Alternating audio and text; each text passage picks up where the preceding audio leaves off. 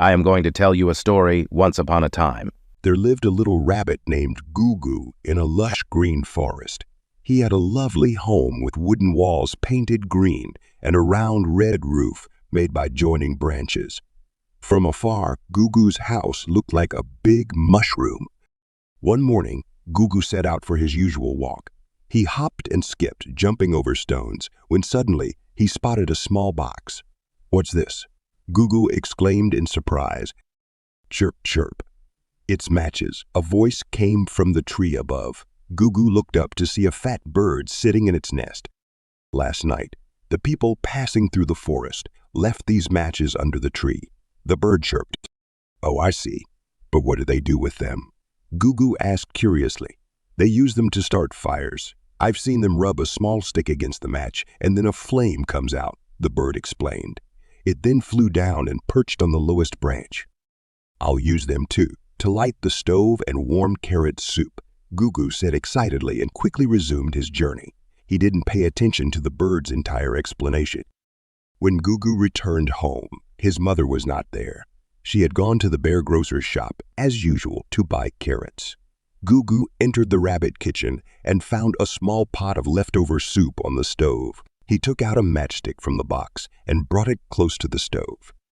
But to his surprise, the stove didn't catch fire at all. When the flame touched his hand, Gugu panicked and threw the matchstick out of the window.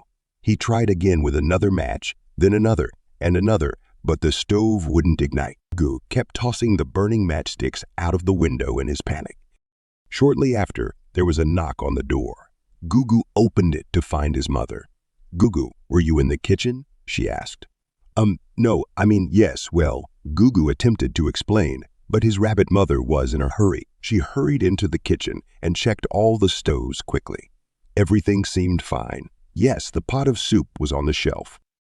"Gugu, were you trying to heat the soup?" Gugu didn't reply. She hastily returned from the kitchen. Gugu sat silently in the room, feeling embarrassed. "You're still young.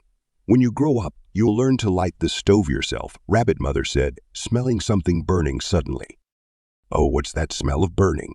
She hurriedly ran out of the room. "Babies, the smell of burning is coming." "Oh, God!" Rabbit Mother ran out of the room quickly. What is burning?" she asked as she ran out of the room. "Babies, the smell of burning is coming." Rabbit Mother ran out of the room. Meanwhile, Gugu's matches, thrown out of the window, had ignited the grass. The fire had spread to the walls of Gugu's house. The wood crackled and burned, turning black.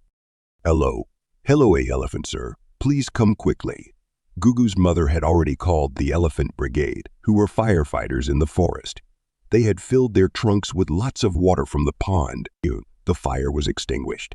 The green walls had turned black, but thankfully there was not much.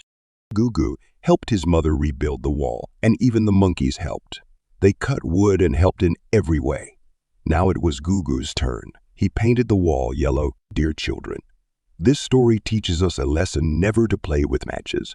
Never try to do dangerous work on your own without telling your elders. Gugu's mother.